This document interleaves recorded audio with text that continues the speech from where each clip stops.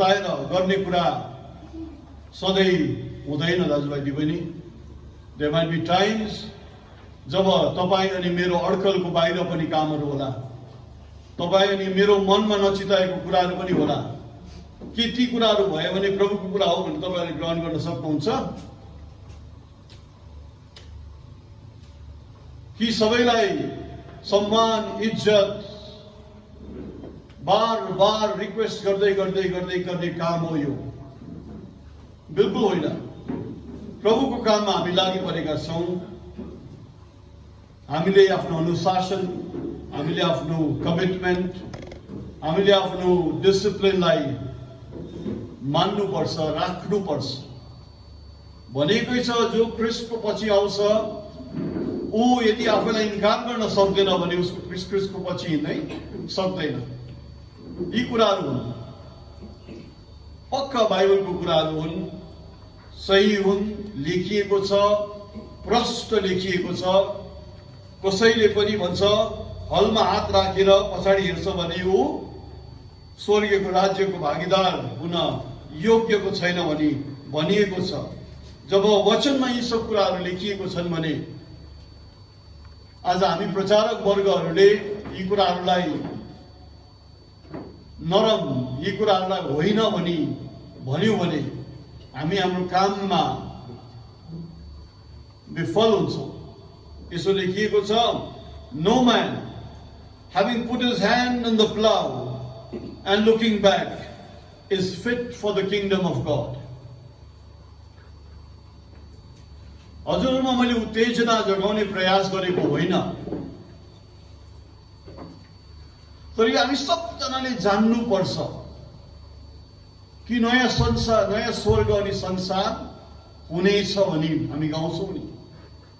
त्यो रियालिटीले तपाईँ अनि मेरो हृदय अनि जीवनमा लागेको हुनुपर्छ। नत्र भने हामी एउटा रीतिरिवाजमा लागिरहेका हुन्छौँ अनि यो रीतिरिवाजले कसैलाई पनि फाइदा गर्दैन। दाजुभाइ दिदीबहिनी याद गर्नुहोस्, रीति अनि रिवाजले कसैलाई फाइदा गर्दैन।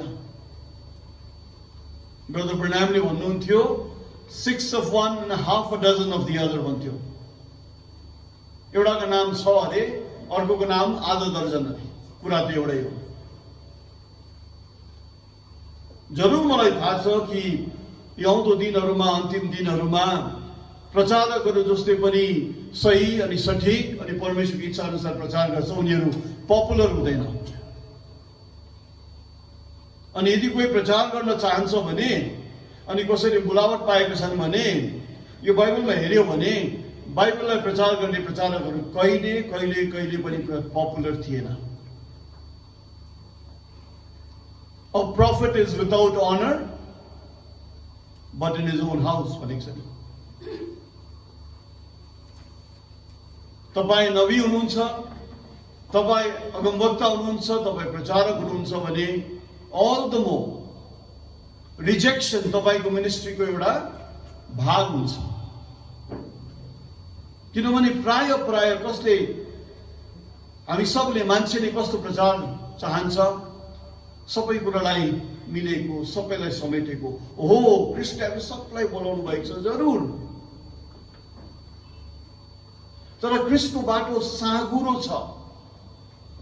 तपाईले जस्तै पनि बप्तिस्मा लिन्छु भनेर निर्णयहरू लिनुभएको छ यी दिनहरूमा। जवानहरू सुनिराख, हो ख्रिस्ट तिम्रो कपाल विषय पनि तिमीलाई इन्फ्लुएन्स गर्छ, ख्रिस्ट तिम्रो पहिरन विषय पनि तिमीलाई इन्फ्लुएन्स गर्छ, ख्रिस्ट तिमीलाई धेरै कुराहरू विषयमा तिमीलाई डिक्टेट गर्छ। तर ख्रिस्टले तिमीलाई खुसियाली, आनन्द, आराम अनि आशिषदेखि कहिले पनि वञ्चित राख्दैन। ख्रिस्टले तिमीलाई सन्तुष्टिको भरपुरीबाट कहिले पनि बाहिर राख्दैन। ख्रिस्टले तिमीलाई गरिब अनि नीच अनि दुर्बल कहिले पनि राख्नुहुन्न। तर ख्रिस्टले तिमीलाई, हामीलाई साँघुरो बाटोमा हिँड भन्नु चाहिँ भन्छ दाजुभाइले पनि, जरुर भन्नुहुन्छ। यसै कारण हेर्नुहोस् त, मत्तीको किताबमा लेखिएको छ 21 अध्यायमा भन्छ यसरी, के तिमीहरूले धर्मशास्त्रमा पढेका छैनौ? मत्ती 21:42। जुन ढुङ्गा डकर्मीहरूले इन्कार गरे, त्यही ढुङ्गा चाहिँ कुनै ढुङ्गा भएर निक्लिएको छ, मानिएको छ, अनि यो चाहिँ परमेश्वरको गराई हो भनी भनिएको छ। जुन ढुङ्गालाई डकर्मीहरूले रिजेक्ट गर्यो, त्यो ढुङ्गा चाहिँ मत्ती 21:42 देखि म पढ्दैछु। यहाँनिर लेखिएको छ, के तिमीहरू कहिले धर्मशास्त्रमा पढेनौ? मतलब धर्मशास्त्रमा पढ्नु भयो भने सबै कुरो लेखिदिएको छ। बाइबलमा जवानहरू याद गर्नुहोस्, सबै प्रश्नहरूको जवाब तब हामीले पाउन सक्छौं। आत्माको अगुवाईमा हामीले पढ्यौं भने है, आँखाले नदेख्ने, कानले नसुनेको, तपाईँ अनि मेरो मनमा नउब्जिएको कुराहरू पनि, कल्पनामा उब्जिएको कुराहरू पनि यो आत्माले तपाईँलाई सिकाउँछ, मलाई सिकाउँछ। सो धर्मशास्त्रमा लेखेको के पढेनौ? जुन ढुङ्गालाई भवन निर्माण गर्नेहरूले रद्द गरे, त्यही चाहिँ कुनाको ढुङ्गो बन्यो। यो परमप्रभुबाट भएको हो अनि हाम्रो दृष्टिमा यो आश्चर्यमय छ। परमेश्वरको चुनेको काम, परमेश्वरको गराई प्राय मान्छेहरूमा स्वीकार हुँदैन। एउटा लक्षण याद गर्नुहोस्, जब पनि तपाईँ हामीले भिड देख्छौँ, जहाँ पनि जब पनि त्यहाँ हामी घुइँचो देख्छौँ, याद गर्नुहोस् प्राय प्रभुको काममा हल्ला अनि विभिन्न किसिमको घुइँचोको ठुलो जोड हुँदैन, कहीँ कमै हुन्छ। यसै कारण म तिमीहरूलाई भन्दछु 43, परमेश्वरको राज्य तिमीहरूबाट खोसिएर एउटा यस्तो जातिलाई दिनेछ जसले त्यसको फल फलाउँछ। यो सुसमाचार, यो परमेश्वरको राज्यको सुसमाचार अन्य जातिकोमा किन दियो? किन यहुदीहरूले फल दिएन? द्याट मिन्स हामी अन्य जातिमा पनि हामीले फल दिन सक्यौँ भने हामीबाट पनि यो सुसमाचार अनि राज्यको सुसमाचार खोसी लगिनेछ, होइन? बराबर हुन्छ नि त। यसै कारण लाउडिसियालाई के भनेको छ? म तिमीलाई थुकिदिन्छु भनेको छ। हामीलाई त झन स्टार्क, एकदमै सफा परमेश्वरको चेतावनी छ। भन्नुभएको छ, म तिमीहरूलाई थुकिदिन्छु भनेको छ। I have nothing to do with you. आज क्रिस्चियनडम सोच्नुहोस्, सारा संसारभरि क्रिस्चियनहरू कति छन्? सबभन्दा बेसी नम्बर आफूलाई क्रिस्चियन्स भन्छ। तर यो सबै सारा क्रिस्चियन्सहरूको अगाडि यो वचन लागू छ। प्रभुले भन्नुभएको छ भने यदि तिमीले आफ्नो पहिरन, यदि तिमीले आफ्नो जिन्दगीलाई मेरो वचन अनुसार अनि मेरो इच्छा अनुसार तयार गर्दैनौ भने म तिमीहरूलाई मुखबाट थुकिदिन्छु भनेको छ। हिजो जेरुसलमको अवस्था हामीले देख्यौं, इतिहासमा लेखिएको छ। आज मेरो निवेदन छ, यी सानी नानीहरूलाई तपाईहरुले चुपचाप राख्नुपर्छ। अब कसरी गर्नुहुन्छ मुख नथुनिदिनुहोस्, तर कुनै तरिकाले तपाईहरुले यिनीहरूलाई अनुशासन पनि सिकाउनु पर्यो। सो हामी लाउडिसियामा सीधा परमेश्वरको यो कठिन चेतावनी छ। So truth assembly church Kurseong मात्र होइन, सिलिगुडी, पोखरेबुङ, सौरिनी, ह्यामिल्टन, कहाँ भन्नुहुन्छ नामको लागि मैले ट्रुथ असेम्बली चर्च भने, तर सारा क्रिस्चियनहरूलाई यो परमेश्वरको ठुलो आज्ञा छ कि यदि हामी बनिएनौँ भने, यदि हामी गहिरिएनौँ भने, यदि हामी उच्च उच्च स्तरमा हिँड्दैनौँ भने, हिँड्न नसक्ने गर्न नसक्ने भन्ने कुरा छैन। तपाईँ अनि म इच्छा गर्यो भने, चाह गर्यो भने परमेश्वरले हामीलाई काबिल बनाउनुहुन्छ। It's as easy as that. परमेश्वरले कसैलाई पनि नसक्दो काममा बोलाउनु भएको छैन। परमेश्वरले कसैलाई नसक्नुहुने काम गर भनेर बोलाउनु हुन्न। उहाँले अनोइन्टिङ छोडिदिनु भएको छ, उहाँले काबिलियत छोडिदिनु भएको छ। उहाँले भन्नुभएको छ, जसले पनि तिमीलाई शिष्यको नाममा एक गिलास पानी पनि देला, उसले धरि इनाम गुमाउने छैन भनेको छ। सो द सिम्पलेस्ट, सबभन्दा सानोभन्दा सानो कुरा गर्दाखेरि त त्यसमा इनामको प्रतिफल छ भने तपाईँ, हरेक, म, हामी सबजना जस्ता हामीले प्रभुले बोलाउनु भएको छ।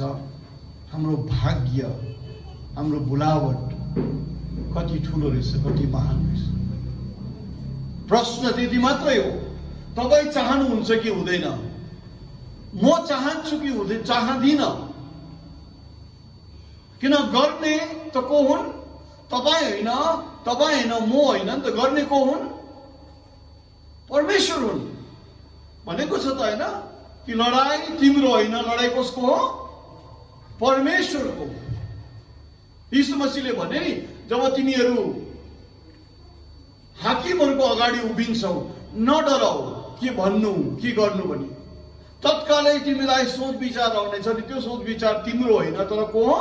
पवित्र आत्मा तिमी भित्रबाट प्रकट भएको। सो क्वेश्चन यो, लाउडेसियालाई प्रभुले नगर्नु सक्ने काम दिएको छ होइन। लाउडेसिया मान्छ कि मान्दैन, कुरा त्यो हो त। किनभने म थुकिदिन्छु भनेको साथसाथै के भनेको छ? मेरोबाट सुन किन भनेको छ। आँखा राम्रो देख्ने होस् भनेर म तिमीहरूलाई मलम दिन्छु भनेको छ। आफ्नो बलबुद्धिमा गर्न म तिमीलाई थुकिदिन्छु भनेको छैन। I will anoint your eyes भनेको छ। तिमीलाई देख्ने काबिलियत दिन्छु, तिमीलाई बुझ्ने काबिलियत दिन्छु, तिमीले अजमाउनु सक्ने काबिलियत म तिमीहरूलाई दिन्छु। तिमी नाङ्गो छौ, तिमी अन्धा छौ, म तिम्रो नग्नतालाई ढाक्ने दामी कपडा दिन्छु। सुन दिन्छु भनेको छ। किन मबाट? अनि यो किन्नु के हो? हामी जानु पर्यो के हो? येशू नाममा माग्नु मात्रै पर्छ मलाई। सो यसै कारण त लाउडेसियामा यो ठुलो आज्ञा छ र सारा क्रिस्चियन जगत सतर्क हुनुपर्छ। किन प्रभुले भनेको छ, म तिमीहरूलाई थुकिदिन्छु भनेको छ। लेट्स रिड 44 पद। यस ढुङ्गामाथि, कुनै ढुङ्गा? यीशु। खस्ने चाहिँ टुक्रा टुक्रा हुनेछ, तर जसमाथि यो ढुङ्गा खस्छ यसले त्यसलाई किल्छन्छ। अंग्रेजीमा यसलाई अझ राम्ररी दिएको छ, भन्छ, and whosoever shall fall on the stone shall be broken, but on whomsoever it shall fall it will grind him to powder. यो कुनै ढुङ्गामाथि जो पनि लडी पठाउँछ, खसी पठाउँछ, ऊ चूर्ण हुन्छ अरे। एक्ज्याक्टली यीशु मसीहलाई कसैले पनि चिनेपछि ऊ विनम्र, ऊ साँचो, ऊ टुक्रिएको बनिन्छ। मैले कसैलाई पनि अहिलेसम्म भेटेको छुइनँ जसले यीशु मसीहलाई आफ्नो मुक्तिदाता भनी मानिलिन्छ अनि त्यो मान्छे चाहिँ घमण्डी, त्यो मान्छे चाहिँ के रे फाके, त्यो मान्छे चाहिँ नाना किसिमको प्रब्लम भएको। तर मैले जसलाई पनि यीशु मसीहको चेला भनी भेटेको छु, यीशुको नामलाई प्रभु अनि मुक्तिदाता भनी लिएको छ, त्यो मान्छेलाई चुन्न अनि नम्र नै पाएको छ। एक्ज्याक्टली वचनले भनेको जस्तै। तर भन्छ एक दिन यीशु मसीह सबैमाथि प्रभु भनेर प्रकट हुन्छै हुन्छ अरे। तिनीहरूमाथि पनि जसले उहाँलाई इन्कार गर्नुभएको छ अनि तिनीहरू चाहिँ तब के हुन्छ अरे?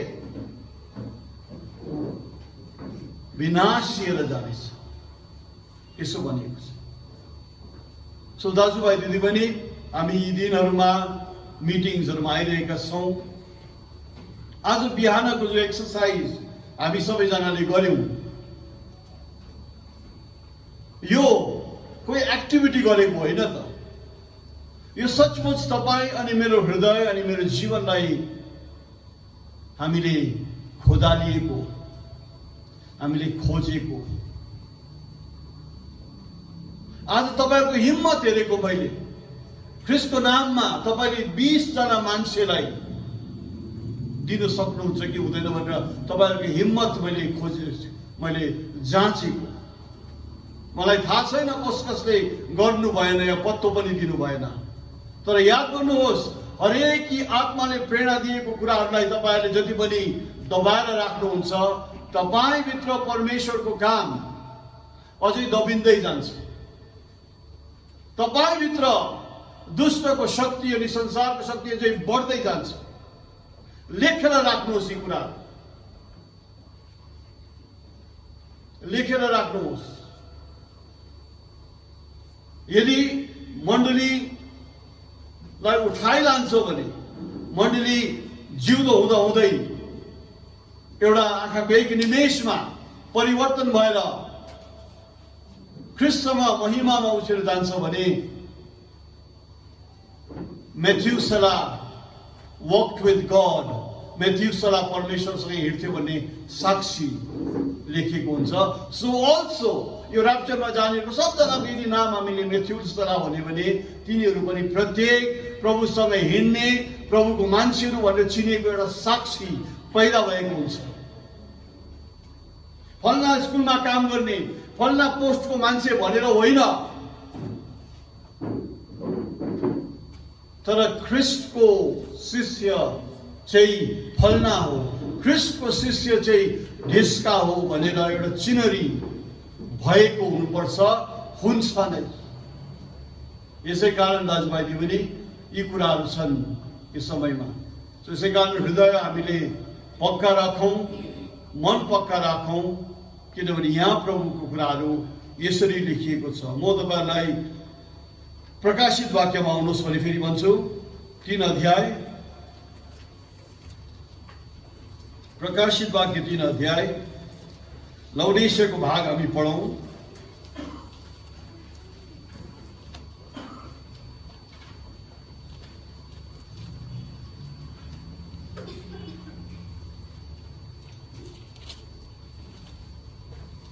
पहिला त हेर्नुहोस् है, म यो शब्द सारांश पढिदिन्छु अनि देन हामी सङ एन्ड वर्शिपमा जानेछौँ। लेखिएको छ 14 अध्याय 14 पददेखि, प्रकाशित वाक्य 3 अध्याय 14 पददेखि।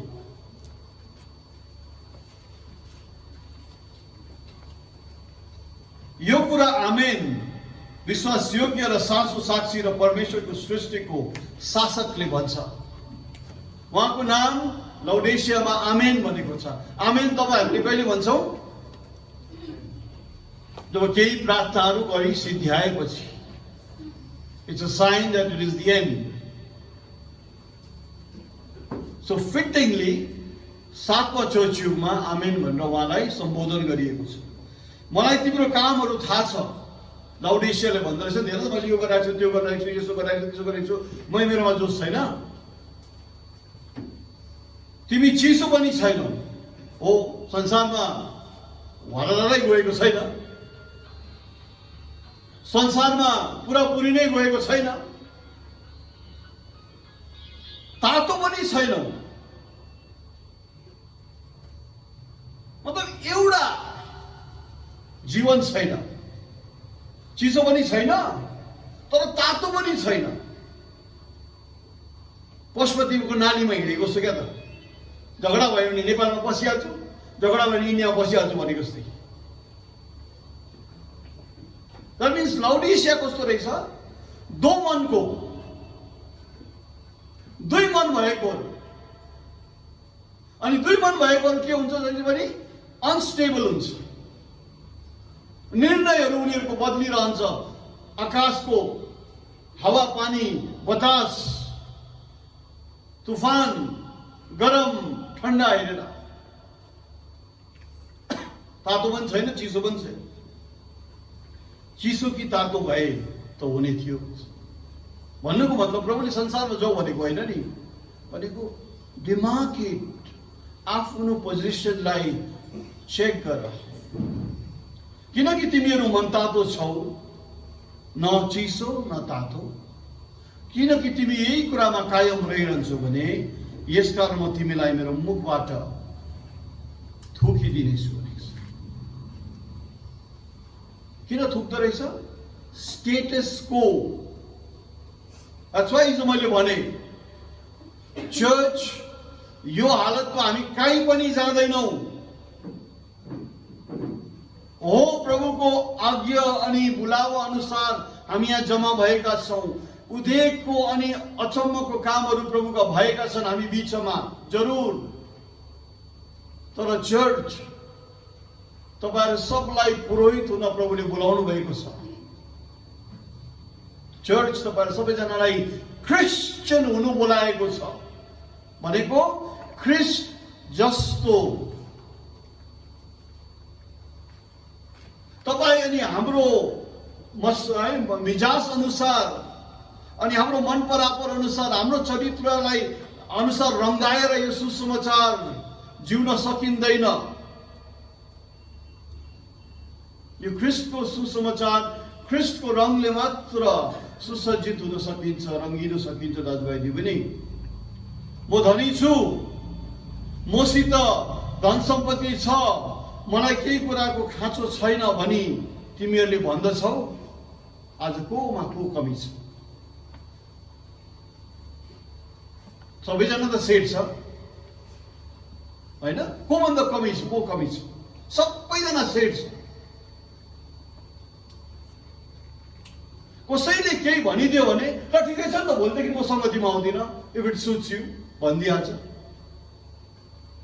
भन्नेले प्रेममा भन्यो होला, भन्नेले सहानुभूतिमा भन्यो होला, भन्नेले सचो मनले भन्यो होला,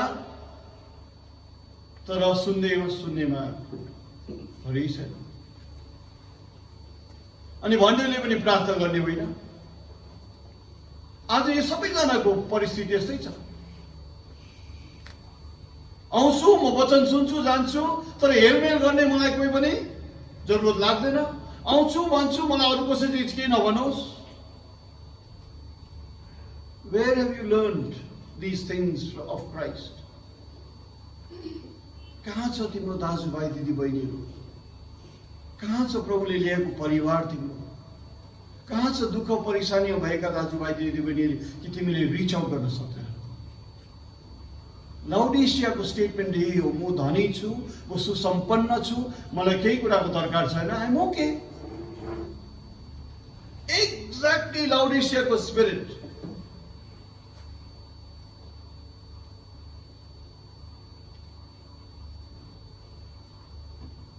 अब मेरो जिन्दगी शैली यस्तै छ, म भ्याउँदिन त आउँदिन। मलाई थोरै मान्छेहरूलाई खुसी बनाउनु छ, प्रभुसँग पो हिँड्नुपर्छ त, यस्तै त भन्छ।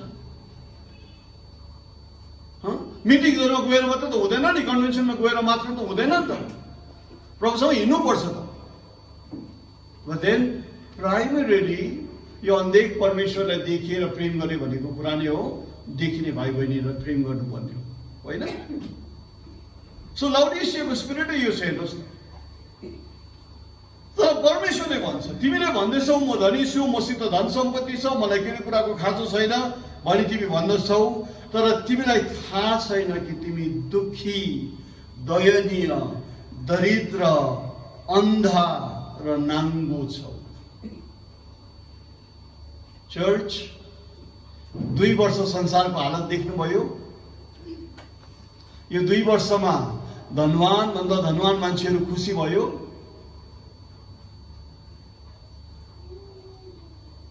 अलिशान घरहरूमा बस्ने मान्छेहरू खुसी भए।